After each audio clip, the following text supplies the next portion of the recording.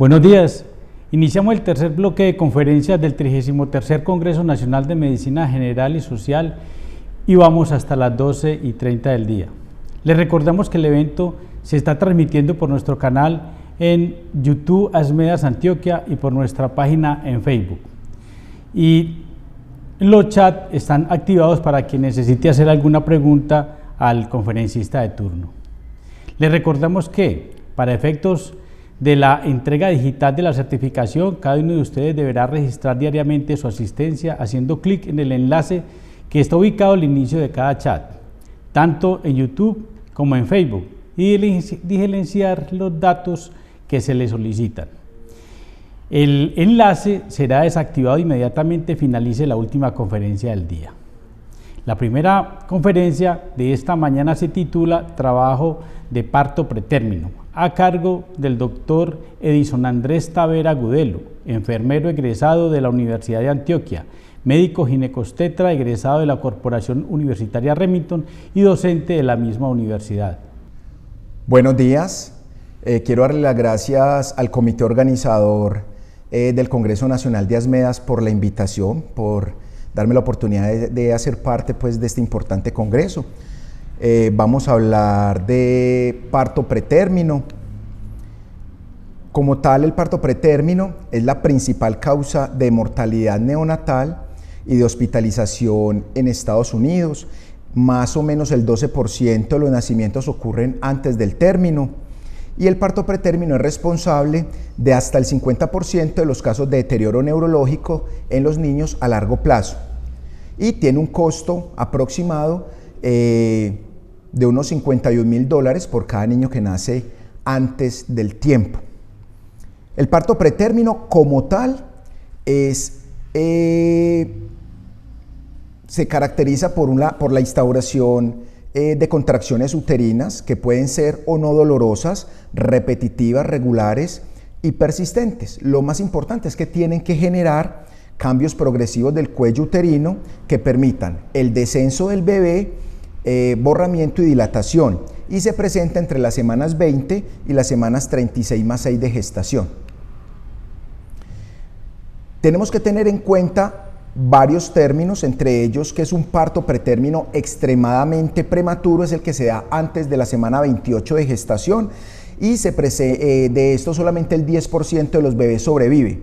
El parto pretérmino muy prematuro es el que se da entre la semana 28 y 33 más 6 de gestación y el parto pretérmino tardío el que se da entre las semanas 34 y 36 más 6 de gestación. De estos, más del 84% de los bebés sobrevive. El parto a término temprano es el que se da entre la semana 37 y 38 más 6 de gestación. El real término es el que se da entre la 39 y 40 más 6 de gestación. Y el término tardío entre las semanas 41 y 46 de gestación. El postérmino es después de la semana 42. ¿Cuál es el problema de los niños que nacen antes de término? Pues van a tener problemas respiratorios, síndrome de distrés respiratorio, displasias broncopulmonares, problemas metabólicos, anemia,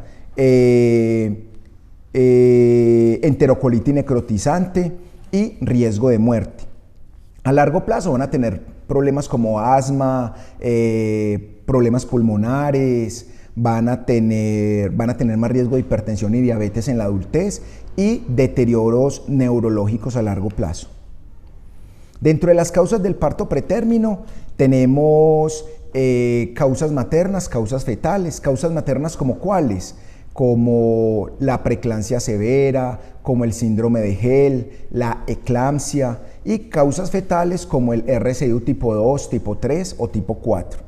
También se presenta un parto prematuro simplemente por un parto espontáneo inexplicable. La paciente que a la mitad del segundo trimestre presenta una expulsión del bebé sin tener infección, sin tener ruptura de membranas. Bueno, también se puede presentar por una ruptura prematura de membranas o partos gemelares o de 3 o 4 bebés que evidentemente por la distensión abdominal van a nacer antes de tiempo. Dentro de los factores de riesgo para presentar un parto pretérmino, pues tenemos las pacientes que presentaron hemorragias del primer trimestre, el tabaquismo, el consumo de licor o de sustancias psicoactivas, iniciar un embarazo con bajo peso o condiciones de trabajo extenuantes. También hay una relación entre parto pretérmino y patologías como la depresión, la ansiedad y el estrés crónico, o en pacientes que han sido víctimas de violencia física durante el embarazo. También se presenta por factores genéticos. La periodontitis, aunque con el pasar del tiempo hemos escuchado que puede generar parto pretérmino, realmente no hay como una fuerza bibliográfica que avale pues como este factor de riesgo. Las malformaciones congénitas, y el principal factor de riesgo para parto pretérmino es la paciente que tiene el antecedente de parto pretérmino. Esto aumenta hasta 3 veces la posibilidad de presentar nuevamente parto pretérmino. Las infecciones como tal activan el sistema inmunitario, liberan citoquinas proinflamatorias como interleuquinas, factor de necrosis tumoral, que a la vez estimulan producción de prostaglandinas y de enzimas que degradan la matriz. Las prostaglandinas generan contracción uterina y las enzimas que degradan la matriz son un factor de riesgo para ruptura prematura de membranas. Las infecciones intraamnióticas, la mayoría son ascendentes de la vagina hacia el cuello uterino y posteriormente al líquido amniótico, pero también se puede dar por vía hematógena o por alguna lesión como un absceso en los anexos, o cuando vamos a realizar un procedimiento invasivo como una amniocentesis. El porcentaje es menos del 1%, pero se puede presentar. Siempre hemos escuchado que la vaginosis bacteriana se relaciona con abortos espontáneos, con parto pretérmino, con ruptura prematura de membranas, y realmente no es así. Cuando se presenta una vaginosis bacteriana asintomática, realmente no hay como criterio para tratarla, diferente a la vaginosis bacteriana sintomática. ¿Listo? Y les traigo este estudio, que fue el estudio PREMEVA. Fue un estudio controlado, aleatorizado, doble ciego, en donde escogieron a 84.530 mujeres embarazadas antes de las 14 semanas de gestación, de las cuales casi 6.000 presentaron vaginosis bacteriana asintomática. De estas, el estudio cogieron a casi 1.000 mujeres y le dieron un ciclo de clindamicina, a otras casi 1.000, 3 ciclos de clindamicina, y a otras solamente les dieron placebo. Y llegaron a la conclusión que no fue estadísticamente significativo darle tratamiento ni con un ciclo ni con 3 ciclos. Entonces, la vaginosis bacteriana asintomática no tiene criterio de tratamiento, motivo por el cual desde las guías de la práctica clínica del 2013 al ingreso del control prenatal nosotros no mandamos directos y grande flujo. El diagnóstico de parto pretérmino realmente no es tan fácil, es un poco esquivo, inclusive para los especialistas, máxime porque después de la mitad del segundo trimestre se comienzan a presentar las contracciones de Braxton-Hills, ¿no es cierto? Son contracciones esporádicas, puede despertarle una contracción a la materna, puede darle una contracción en la mañana, otra en la tarde, otra en la noche, y no quiere decir que estas contracciones, que son espaciadas, generen borramiento y dilatación uterina. Entonces, actualmente, para usted diagnosticar un síndrome de parto pretérmino, idealmente tiene que tener estos 3 criterios. 1, que tenga 2 o más contracciones cada 10 minutos. 2, que tenga una dilatación de 2 centímetros o más. Y 3, que tenga una longitud cervical de 1 centímetro o menos. Acompañado en ocasiones de la clínica, ¿cierto? Que puede tener o no dolor en hipogastrio, presión pélvica, secreción de tapón mucoso o dolor lumbar, ¿no es cierto? Recordemos que ya no se habla de borramiento en porcentaje, porque este puede ser muy ambiguo entre un explorador y otro. Ya hablamos de longitud cervical en centímetros. La cervicometría es una de las herramientas fáciles y asequibles para poder ayudarnos a definir el síndrome de parto pretérmino y va a ser positiva dependiendo de la bibliografía o de la guía de donde nosotros estemos leyendo. La escuela española y la chilena, para ellos un cervix corto es menor a 25 milímetros. Para la ACOG en Norteamérica es menor a 20 milímetros. Y para el doctor Kypros Nicolaides en el Reino Unido es menor a 15 milímetros. FECOPEN, que es la Federación Colombiana de Asociaciones de Perinatología y Medicina Materno-Fetal, nos dice que para ellos cervix corto es menor a 25 milímetros.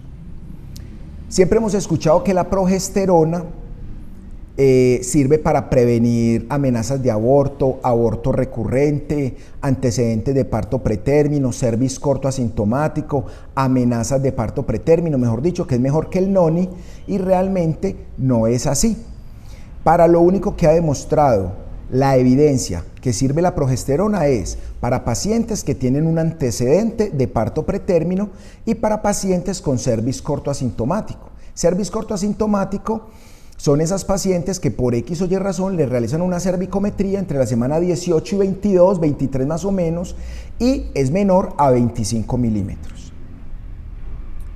Este estudio publicado en el New England cogió a casi 25,000 mujeres en embarazo, de las cuales el 1.7, es decir, 413 mujeres presentaban cervix corto asintomático. Al 50% le dieron progesterona y al otro 50% les dieron placebo y observaron que tenía una disminución de riesgo de parto pretérmino. Antes de las 34 semanas disminuyó de un 34% a un 19%.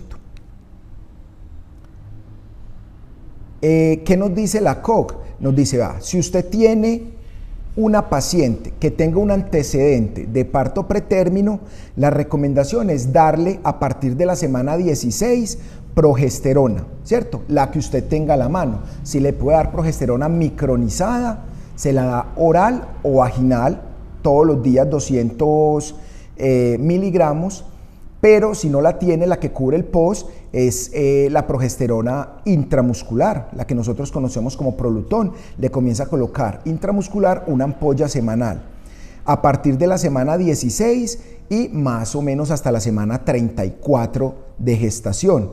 A partir de la semana 16 le comenzamos a realizar cervicometría a la paciente cada 2 semanas.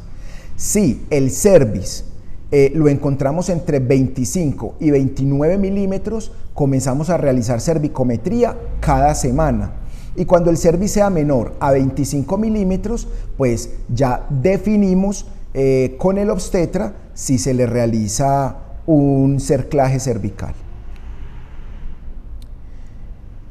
Esta revisión sistemática de Cochrane lo que hizo fue analizar si en pacientes con trabajo de parto, con amenaza de parto pretérmino o parto pretérmino establecido, al darle progesterona, pues disminuía el riesgo de parto pretérmino. Analizaron 7 estudios, 538 mujeres y determinaron que la terapia con progesterona no redujo el parto pretérmino cuando este es una amenaza o ya estaba establecido. Y la COG publicó también en una revisión sistemática y un metaanálisis 1917 mujeres, en donde determinó que cuando nosotros llegaba una paciente con síndrome de parto pretérmino, le dábamos tocolisis y deteníamos el parto pretérmino, la progesterona no es de utilidad, ¿sí?, en trabajos de parto pretérmino detenidos. FECOPEN recomienda utilizar progesterona en pacientes con cervix corto asintomático, es decir, menor a 25 milímetros, ¿sí?, y pacientes con antecedente de parto pretérmino. El cerclaje cervicouterino Se utiliza en mujeres que ya tienen el diagnóstico de una insuficiencia cervicouterina, en mujeres con cervix corto asintomático y en mujeres que se les realiza cerclajes de emergencia. Ese no es tan común, pero sí se utiliza en mujeres que cuando ya llegan al servicio de urgencias están en 2, 3, 4 de dilatación con abombamiento de membranas. Entonces se trata de reducir las membranas y hacer un cerclaje de emergencia. Tiene un alto riesgo de ruptura de membranas y posible infección. Los pesarios cervicales en los últimos años han adquirido, digamos que una importancia relevante. Son unos anillos de silicona que lo que hacen es también realizar un cierre mecánico del cervix. Digamos que los autores que son como los que más lo defienden están en España, entre ellos la doctora María Goya, donde hizo un estudio en el cual demostró que la utilización de pesario en pacientes con síndrome de parto pretérmino o en pacientes con cervix corto asintomático disminuía el riesgo de parto antes de la semana 34 de 27% a 6%. Sin embargo, en el Reino Unido, el doctor Kypros Nicolaides publica en el New England también un estudio con casi 500 mujeres con cervix corto asintomático, a las cuales a la mitad se le colocó pesario y a la otra mitad se les hizo manejo expectante y no hubo cambios significativos en la disminución de parto pretérmino antes de la semana 34 de gestación. Ellos en el Reino Unido dicen que el pesario no tiene pues como la utilidad para disminuir parto pretérmino. Con respecto a los esteroides, siempre hemos hablado de que colocamos esteroides, ¿cierto? Betametasona o dexametasona para maduración fetal. Ya en los últimos años se ha acuñado el término, no hablar de maduración pulmonar, sino de maduración fetal. ¿Listo? ¿Y por qué? Porque se ha demostrado que los esteroides no solamente nos ayudan con el síndrome de dificultad respiratoria, sino que previenen también hemorragia intracraneal, la enterocolitis necrotizante y la muerte de los bebés.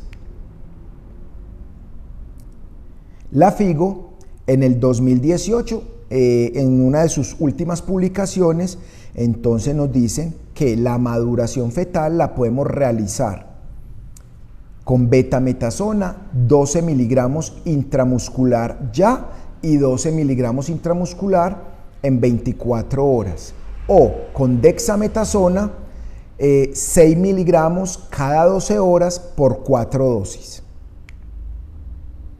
Los esteroides de rescate, entonces se le pueden dar a las pacientes que se les diagnostica un síndrome de parto pretérmino, ¿cierto? Se les da la tocolisis, se les hace maduración fetal, la paciente no dilata y no avanza en el trabajo de parto, se le da de alta y vuelve nuevamente a consultar nuevamente por síndrome de parto pretérmino y han pasado más de 7 días de la dosis de maduración fetal, pero tiene menos de 34 semanas. Entonces se aconseja una dosis de esteroide de rescate de 12 miligramos de betametasona, 12 miligramos intramusculares, dosis única.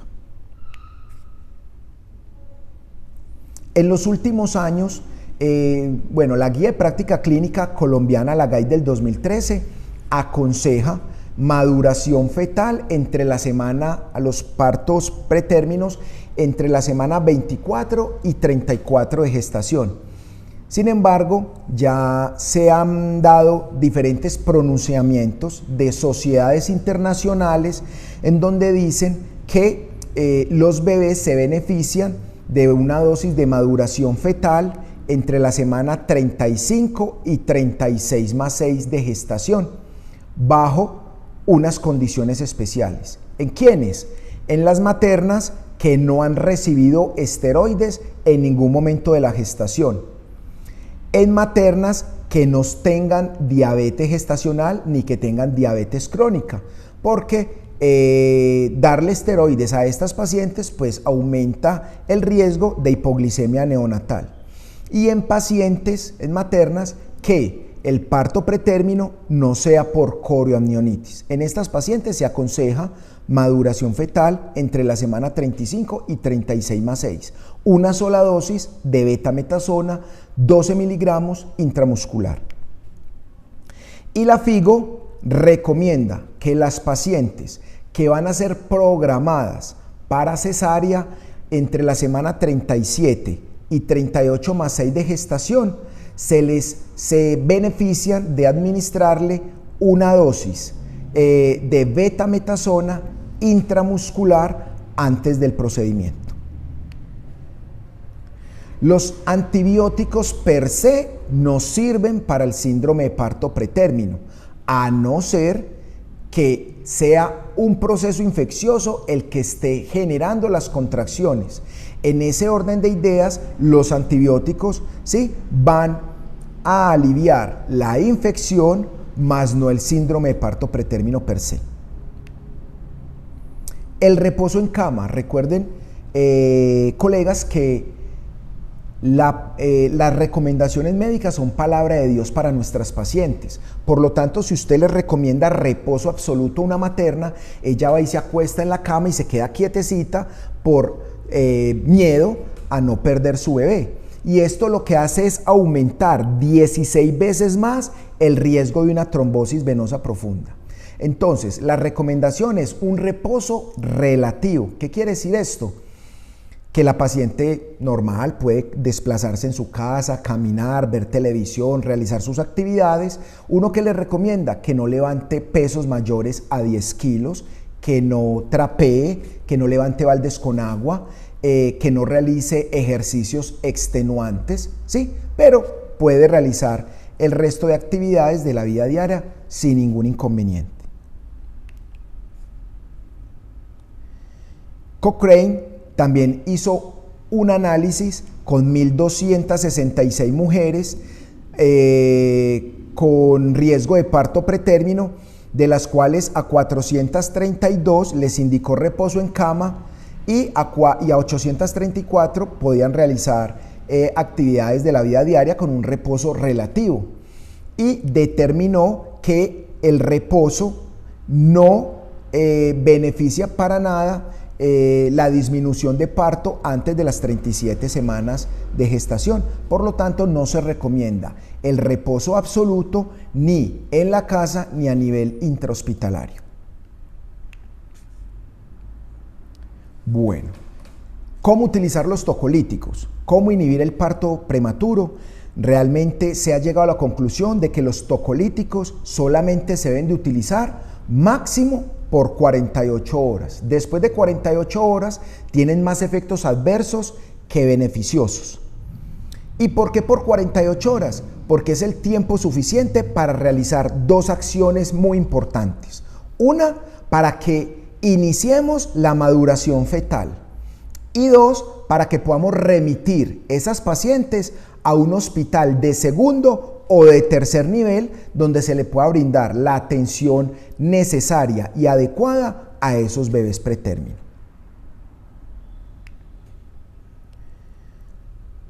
Dentro de los tocolíticos a los que tenemos acceso con más facilidad están los receptores beta-adrenérgicos como la terbutalina y la ritodrina. Listo, la terbutalina, la que más conocemos pues a nivel intrahospitalario. ¿Cuál es el problema de la terbutalina? Que tiene muchos efectos adversos en nuestras mamás. Listo, les genera dolor en el pecho, disnea, sensación de palpitaciones, temblores, dolor de cabeza, hipocalcemia, hiperglicemia, náuseas, vómito, congestión nasal.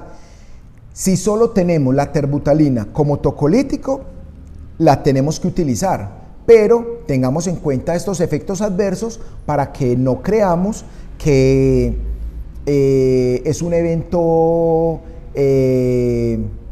que está haciendo una anafilaxia, pues. Lo que se recomienda que es utilizar agonistas de los canales de calcio entre ellos el nifedipino. Pero recuerden que es el nifedipino de 10 miligramos, porque el nifedipino de 30 miligramos tiene cubierta entérica y es de acción retardada. Su efecto comienza a verse reflejado a las 6 horas, entonces ese no nos sirve. Tenemos que utilizar nifedipino de 10 miligramos. Problemas que hasta el año pasado no lo cubría el POS, y un blister de 10 pastillas de nifedipino de 10 miligramos en una farmacia vale 4.500 pesos, no lo cubría el POS.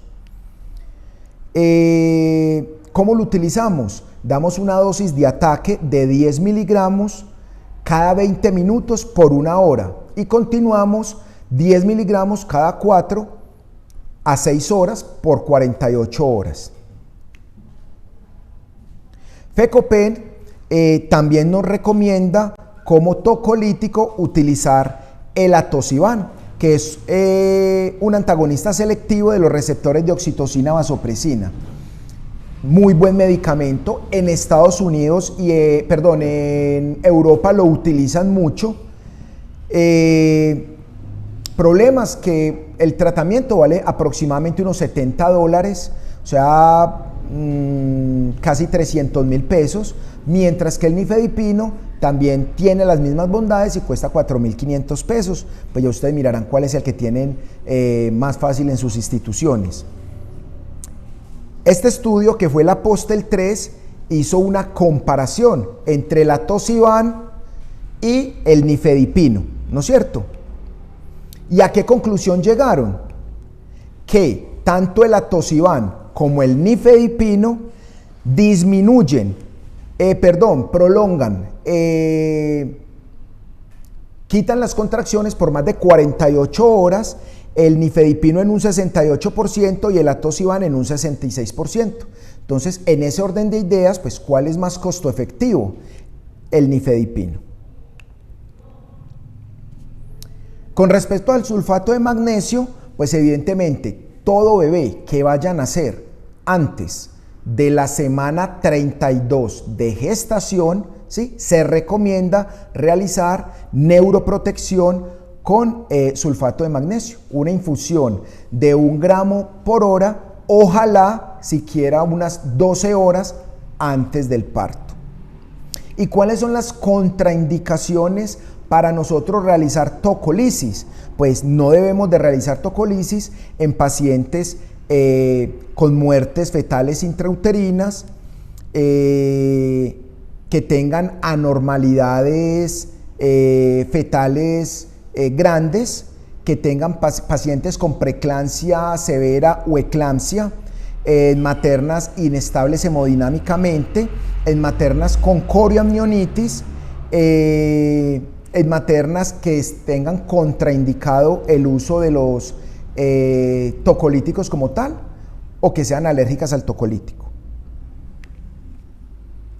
Y esto es cuando sobrevives a 2 amenazas de aborto, una preeclampsia severa, doble circulante de cordón, pero te enteras que te van a colocar el Bryan.